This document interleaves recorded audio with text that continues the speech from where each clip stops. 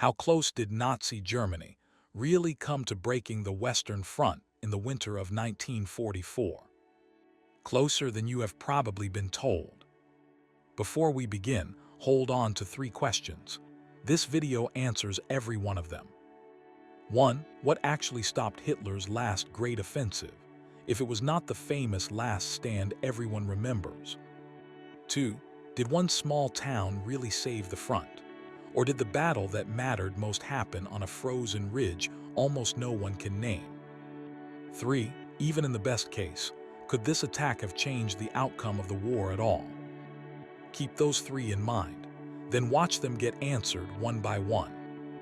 It begins here, in a silent forest in the dark. Before dawn on the 16th of December 1944, the forest was silent. For weeks, this stretch of the Ardennes had been the quietest place on the Western Front. American commanders called it the Ghost Front. It was a rest area, a place to send divisions that were worn down and replacements who had never seen combat. 80 miles of thin, snow-covered line. Almost nobody expected an attack here. That was exactly the point. At 5:30 in the morning, the silence ended. Nearly 2,000 German guns opened fire at once. Out of the fog came the largest offensive Germany would ever launch in the West. A last, desperate gamble to win a war that, by every rational measure, was already lost. And for a few days that winter, it almost worked. This is the story of how close it really came, and of what actually stopped it. You have probably heard that one small town saved the front, that a single word shouted in defiance turned the tide. That is a good story. It is also only half of the truth. The front did not hold in one place. It held in many. And what finally broke the German attack was not one heroic stand. It was arithmetic, the kind of arithmetic that wins and loses wars, fuel, weather, and a target that was always out of reach. Stay with me and I will show you the whole map, not just the famous corner of it. To understand why Adolf Hitler bet his last reserves on a snowbound forest, you have to understand how badly Germany was losing, and why, inside his own head, a gamble this reckless made a kind of terrible sense. By the autumn of 1944, the war in the West had become a matter of arithmetic. The Allies had landed in Normandy in June. They had broken out in August. They had liberated Paris. German armies were falling back toward their own border, and behind the front lines, American and British factories were turning out tanks, planes, and fuel on a scale Germany could not even approach. Look at just one number. In 1944, Germany built a little under 40,000 military aircraft. In that same year, the United States built more than 96,000. Roughly 4 planes for everyone. And that is the United States alone, before you add Britain and the Soviet Union.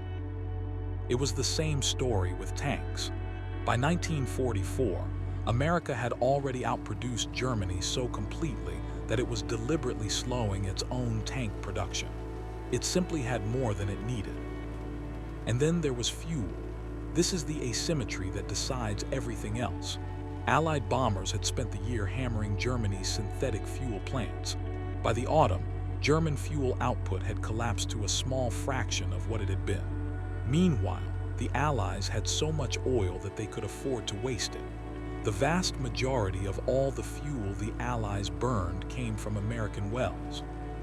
This is what we mean when we say the war was lost on paper, not as a figure of speech, as a ledger.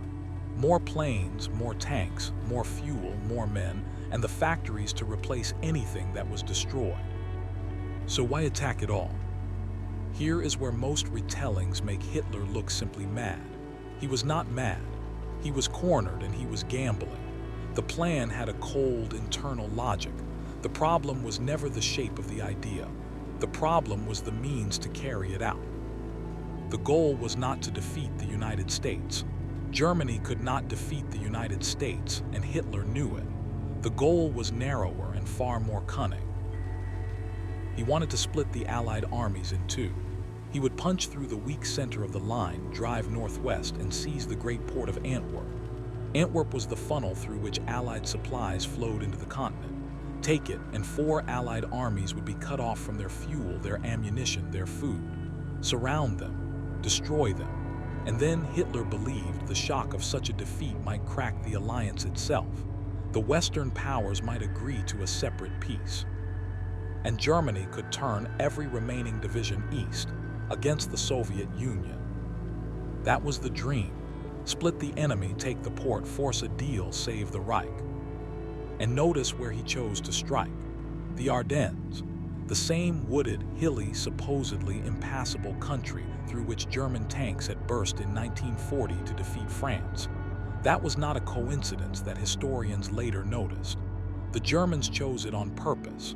They were deliberately repeating the trick that had worked once before, betting that the Allies would never believe the same impossible terrain could hide an army twice. It was a bet on memory, on the idea that the enemy would not learn the lesson Germany itself had taught them 4 years earlier. Hitler gave the operation a deceptive name, Watch on the Rhine. It sounded defensive, as if Germany were simply guarding its river border. The reality was the opposite. It was a hammer aimed at the thinnest part of the Allied line. And here is the part that should stop you. This entire plan rested on 3 conditions. 3 things Germany needed to be true, and Germany controlled none of them. First, surprise. The attack had to come out of nowhere, or the Allies would rush in reinforcements, and the spearheads would be crushed before they reached open country. Second, weather. The skies had to stay gray and grounded. If the Allied air forces could fly, those long German columns on narrow forest roads would be slaughtered from above. Third, fuel. Germany did not have enough gasoline to reach Antwerp. It never did. The plan openly assumed that the attacking columns would capture Allied fuel along the way and run on stolen tanks of gas. Surprise they could not guarantee. Whether they could not order, fuel they had to steal from the very enemy they were attacking. Remember those 3. Surprise, weather, fuel. They are the frame of this whole story. We set them up here, and at the end, we will watch all 3 fall apart. And against the odds, Germany got the first of the 3. The buildup was a masterpiece of concealment. Troops moved only at night. Radios went silent. Horses, not trucks, pulled guns into position so the engines would not be heard. Charcoal was burned instead of wood so there would be no telltale smoke. More than 20 divisions, something close to 200,000 men in the first wave, gathered in the forest in near total secrecy. And on the other side of the line, the Allies talked themselves out of believing it. Their intelligence saw scattered signs. They decided the Germans were too weak, too short of fuel, too beaten to attack. In a way, they were right about the weakness. They were just wrong about what a desperate man will do with what little he has left. So the line stayed thin, in places dangerously thin. One green American division, the 106th Infantry, had just arrived and was spread across a front many times wider than doctrine allowed. The manual said a division should hold about 5 miles. This one was stretched across 4 or 5 times that. Across the whole sector, 80 miles of front were held by a fraction of the troops the ground really needed. Everything depended on surprise, and Germany had it. When that barrage lifted on the morning of the 16th, the men holding the ghost front had no real idea what was coming out of the fog toward them. Whole regiments would be surrounded before the day was out. Within 72 hours, the quietest place on the Western Front would become the bloodiest battle the United States Army would fight in the entire war. What happened in those first hours is where the legend begins, and it is also where the legend starts to leave things out. The first hours were chaos. German assault troops poured through the gaps in the American line. In some places, exhausted or untested units simply broke and fell back. In others, small groups of badly outnumbered Americans clung to a crossroads, a village, a single bridge, and held it for hours longer than anyone had a right to expect. And that mattered more than it looked at the time, because the German plan was a stopwatch. Every road the spearheads needed had a schedule attached to it. Every hour the Americans bought, somewhere on the line, was an hour the Germans fell behind. On the map, the front began to bend, not break, bend. The Germans pushed it inward deeper and deeper into a great bulge driving west, and that shape is where the battle got its name, the Battle of the Bulge. But hold on to that word. A bulge is not a breakthrough. The Germans dented the line. They stretched it. They never tore all the way through it into open country. From the very first days, this was a partial success at best. The line gave ground, but it never gave way completely. And the most dangerous weapon Germany unleashed in those first days was not a tank. It was paranoia. A small unit of English-speaking commandos, dressed in captured American uniforms and driving captured American jeeps, slipped behind the lines. This was Operation Grave, led by the famous commando Otto Skorzeny. Their job was to seize bridges, cut communications, and sow confusion. Their actual numbers were tiny. Only a few dozen men and jeep teams ever crossed over. They never captured a single one of the bridges they were sent for. As a military force, they barely registered. And yet their effect was enormous, because once word got out that Germans in American uniforms were loose behind the lines, every American soldier began to suspect the man next to him. This is the part worth slowing down for, because the chaos that followed was not really the work of the commandos. It was the work of the American reaction to them. Checkpoints went up everywhere, and sentries started quizzing anyone who came down the road with questions they thought only a real American could answer. The capital of a state, a film star, a baseball team, who plays where, in which league. Some of those stories are real. There was a genuine spy mania that swept the rear areas. One American general was actually held for hours because he got a baseball question wrong, putting a famous team in the wrong league. But many of the tales have grown in the retelling. The numbers of captured spies were inflated, and the most dramatic rumor of all, that the commandos were on a mission to assassinate the Allied commander, Eisenhower, in Paris, was just that, a rumor. It frightened the headquarters into locking their own commander away for his safety. But the plot itself was largely invented under interrogation. So here is the honest version. A handful of men in stolen jeeps caused a fraction of the disruption. The rest, the gridlock, the suspicion, the delays, the friendly fire scares, the Americans did to themselves. In the Ardennes, information and fear were weapons. But it was mostly the defenders who pulled those triggers by accident on themselves. Not everything in those first days was rumor. Some of it was very real and very dark. Near the town of Malmedy, at a crossroads called Bastogne, men of an SS armored spearhead gunned down a group of American prisoners who had already surrendered. 84 of them were killed there. More of these killings would be linked to the same unit across the following weeks, though the exact totals for the wider campaign are still debated and are best treated as estimates. I am not going to dwell on the details. What matters for this story is what the killing did. News of it spread fast, carried by the men who survived by lying still or running into the trees. And it did not break American morale. It hardened it. Word passed from unit to unit down the line. The massacre, meant to spread terror and speed the German advance, did the opposite.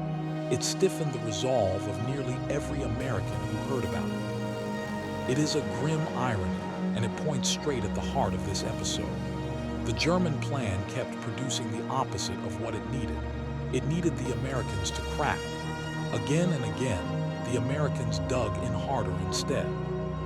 The German spearhead was racing west, ahead of schedule, but it was racing toward a small Belgian town that no one on either side had marked as decisive. 7 roads met there. In country this thick with forest and this short on hard-surfaced roads, whoever held those 7 roads could choke the entire German advance. The town was called Bastogne, and what happened there became the most famous story of the whole battle. It deserves its fame, but it does not deserve to swallow everything else that happened in those weeks. Let me show you why. The race for Bastogne was a race against the clock. If the Germans took it cleanly, those 7 roads would feed their drive toward the Meuse River and beyond it, Antwerp. If the Americans could get troops into the town first and hold it, the German advance would have to flow around it, slowed and tangled the whole way. So the Americans threw in the closest reserve they had, the 101st Airborne Division. They arrived in a hurry, many of them riding in open trucks through freezing weather after a road march of more than 100 miles. They were short of ammunition, short of winter clothing, short of medical supplies. Their senior commander was away, so the defense fell to a stand-in, General Anthony MacDonald. They dug in around the town, and the German ring closed behind them. Within days, Bastogne was completely surrounded. Then came the moment everyone remembers. On the 22nd of December, a small German party came forward under a white flag. They carried a formal demand: surrender the town or face annihilation by German artillery. MacDonald's reply has become one of the most famous lines in American military history. He said simply, "Nuts." When the message was carried back to the Germans, they did not understand it. An American colonel had to translate. It meant, he told them, go to hell. And here is something rare. This is one of those legendary quotes that actually survives close inspection. Years after the war, the historian Charles MacDonald asked MacDonald directly whether he had said anything more colorful. MacDonald confirmed it. That was the word. Nuts. A genuine moment of defiance, not a tale polished smooth by retelling. The defenders held. Outnumbered, surrounded, low on shells and freezing in their foxholes, they held. Inside the perimeter, conditions were brutal. Hard frost, frostbite, wounded men who could not be evacuated. Artillery rationed down to a handful of rounds per gun per day. German attacks probing the line, looking for the weak spot. And over it all, the gray sky that kept Allied planes from flying in help. This is the image that stuck. The encircled town, the defiant word, the elite division holding out against the odds. It is a great story, and every part of it is true. But now I have to complicate it, carefully, because the legend that grew up around Bastogne tells you that this town saved the front, and that is where the popular story quietly goes wrong. Bastogne mattered. It tied down German troops. It denied them a vital road hub.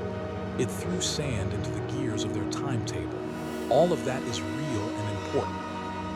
But while the cameras of memory point at Bastogne, look at what was happening 50 and 60 miles to the north, because that is where the strongest part of the German attack was aimed, and that is where it was stopped.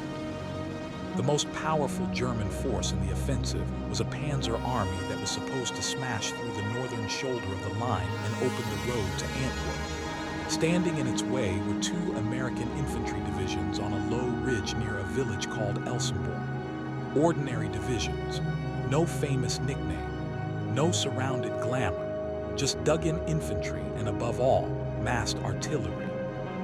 And they would not move. On the Elsenborn Ridge, the Americans held the high ground and poured fire onto every German attack that came up the slope. The strongest German spearhead, the one with the most direct path to the Meuse, was stopped almost cold. It could not break through, so it was forced south, shoved off its planned roads, squeezed onto routes already crowded with another German army. Think about what that means.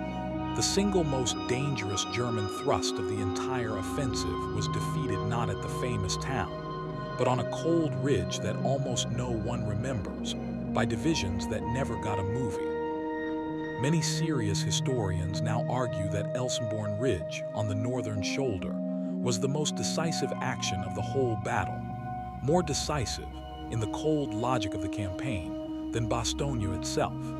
It deflected the main German effort and wrecked the timetable on the most important axis of attack. And it is not the only one. To the east, at a road center called St. Vith, Another American force held out for days against heavy odds, jamming yet another German army and stealing precious time. Day after day, that stand bent the schedule further out of shape. So why does Bastogne get all the fame and Elsenborn almost none? Because Bastogne had everything a story needs: an encircled elite division, a dramatic siege, a general, and a single, perfect, quotable word. Elsenborn had none of that. It was a grinding defensive battle by plain infantry divisions and their guns. It was harder to film and harder to tell. So the legend kept the photogenic story and quietly dropped the decisive one. This is the honest correction, and it matters. Bastogne became the symbol, but the front held in many places at once. It held where there was a famous word, and it held where there was no siege and no famous word at all, on a freezing ridge that history forgot. One does not cancel the other. They are part of the same answer. So here is the question the legend never quite asks. If Bastogne alone did not stop the German offensive, and if even the brave stands at Elsenborn and Saint-Vith were buying time rather than winning the battle outright, then what finally ran the German attack into the ground? The answer is not that heroism did not matter. It did. Keep that firmly in mind. The answer is that the heroism was the mechanism through which the arithmetic finally began to work. The men who held those crossroads and ridges did not defeat the German plan by themselves. What they did was buy the time for three other forces to arrive and finish it. Three forces, the same three we set up at the very beginning: fuel, weather, and a target that was always too far away. Let me show you how all three came due at once. Start with fuel, because fuel was the lie at the center of the whole plan. Germany attacked with roughly 6 days of fuel in its tanks. That was it. 6 days. Not nearly enough to reach Antwerp, which lay far beyond the Meuse River. The planners knew this, so they built the shortfall right into the operation. The columns were supposed to capture American fuel dumps as they advanced and drive on stolen gasoline. It was a plan that depended on the enemy handing over the one thing the attack could not live without. And it failed in the most vivid way imaginable, with the spearhead that mattered most. The tip of the strongest German force was a fast armored column under a young, aggressive SS commander. It was supposed to race for the Meuse, but American resistance, blown bridges, traffic jams, and bad roads kept slowing it, rerouting it, delaying it. It did grab some fuel along the way. It was never enough to keep going at the pace the plan demanded. And then it simply ran dry. Trapped, low on gasoline, far ahead of any support, the column ground to a halt near a Belgian village. The crews abandoned their tanks. Some of the most powerful tanks in the world left standing intact in the snow, not knocked out in battle, just out of fuel. The men who could walk slipped away on foot. They left their armor behind, perfectly good, perfectly useless. That is the picture to hold in your mind, not a tank exploding. A tank standing silent and abandoned because the fuel that was promised never came. There is a famous story attached to all this, a wall of flaming fuel that supposedly stopped the German advance. The truth is quieter and more interesting. There really was a huge American fuel dump in the area, holding millions of gallons, and the German column came close to it without ever finding it. It was not on their maps, and they did not know it was there. Separately, American troops really did burn a smaller stock of gasoline, more than 100,000 gallons, to block a road. So a fuel barrier was real. But the dramatic, cinematic version, barrels rolling downhill in a sea of fire, is a Hollywood embellishment. The real story is simpler and, in a way, more damning. The Germans were so starved for fuel that a dump they never even located helped seal their fate. Now the second force, weather. The whole offensive had been timed for bad weather, and for good reason. As long as thick clouds sat over the Ardennes, the overwhelming Allied air forces were grounded. For about a week, the gray sky held. German columns moved along the forest roads unseen and unbombed. The weather was doing exactly the job the plan needed. And then, around the 23rd of December, the skies cleared. What followed was not really a battle, it was a reckoning. Allied aircraft rose in their thousands. They fell on German columns strung out along narrow forest roads with nowhere to hide and no air cover of their own. Fighter bombers worked the roads up and down, turning tanks and trucks into burning wrecks. One German officer later described the nights afterward as a single procession of torchlight. From the front all the way back to the German border, every flame a vehicle that would never move again. At the same time, transport planes flew supplies to the defenders of Bastogne. Over the days that followed, the airlift dropped roughly 1,000 tons of supplies into the perimeter by parachute, along with more brought in by glider. The exact figures for any single day vary from one account to another, but the scale is not in doubt. Ammunition, medical supplies, and food rained down on the men who had been running out of all three. The single greatest German advantage, the ability to fight blind under cloud, vanished almost overnight. The weather they had borrowed was called back in. And then there was Patton.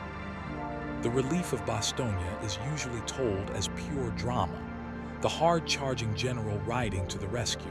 But the truly remarkable thing about it is not the drama. It is the staff work, the logistics, the unglamorous miracle of moving an entire army in the dead of winter. When the offensive struck, General George Patton's Third Army was facing the wrong way, far to the south. At a tense command conference, Patton stunned the room by promising to attack into the side of the German Bulge within days. People doubted he could do it. He could, because his staff had quietly prepared for exactly this kind of emergency in advance. What happened next was one of the great feats of military organization in the war. Patton wheeled his army roughly 90 degrees and drove it north, on icy roads, in the worst winter in living memory.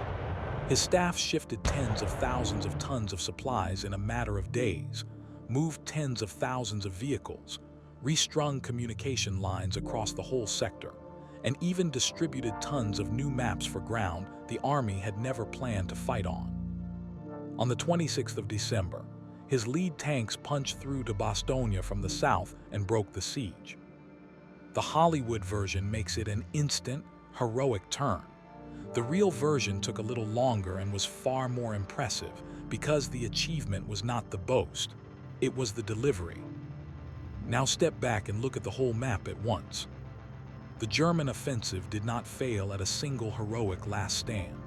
It failed because it was built on three things Germany could not control: the fuel it had to steal and never got enough of, the weather it had to borrow and had to give back, and a target, Antwerp, that was always, almost certainly, beyond its reach. The Bulge pushed out to its deepest point, the spearheads coming within a few miles of the Meuse, and then it simply stopped. There was nothing left to push it forward. No fuel, no air cover, and no realistic way to reach the prize. But do not hear that as the soldiers did not matter. Hear it the other way. The fuel only ran out because brave men delayed and rerouted the columns.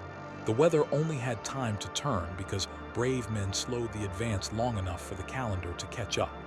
The impossible target only stayed impossible because, mile by freezing mile, the defenders refused to let the Germans close the distance fast enough. Heroism and arithmetic were never two competing explanations. The heroism was the mechanism through which the arithmetic finally bit. And it is worth answering the biggest, what if head-on, because the popular version loves to leave it hanging. What if the Germans had taken Antwerp? Would it have changed the war? The honest answer, and the answer most historians settle on, is no. Even in the best possible case for Germany, even if those spearheads had somehow reached the port, they could not have held it. Their supply lines would have been stretched impossibly thin, wide open to the very air power that had just torn their columns apart.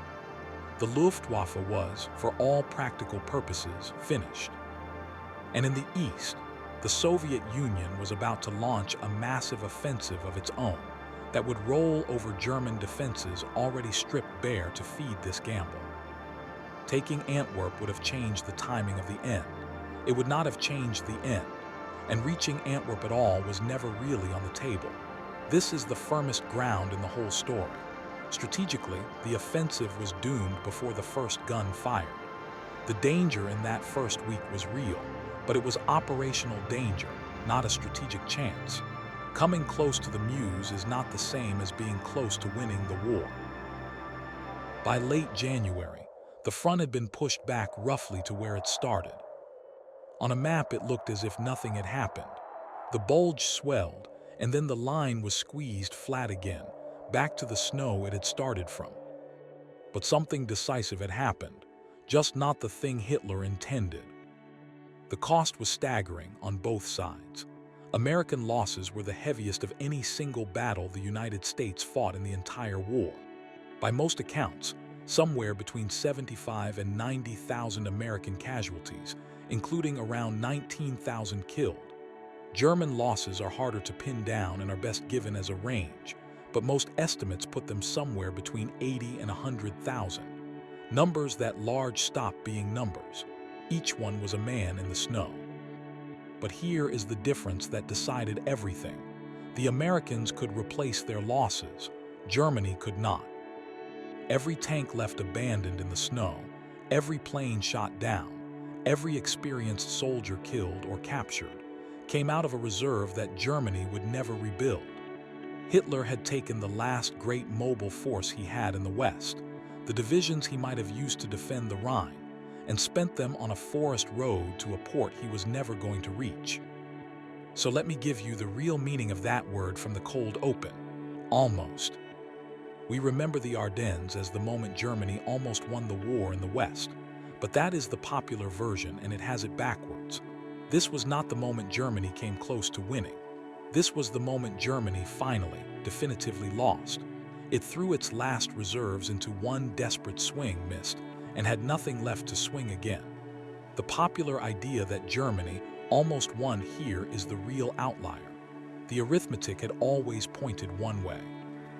In the Ardennes, Germany simply ran the experiment and proved it. Almost won turned out to mean lost faster and for certain. The night Germany almost won the war in the West was, in truth, the night it ran out of ways to keep fighting it. If you want to see how another great gamble of this war played out, the attack on a war its own planners knew they could not win, watch this one next.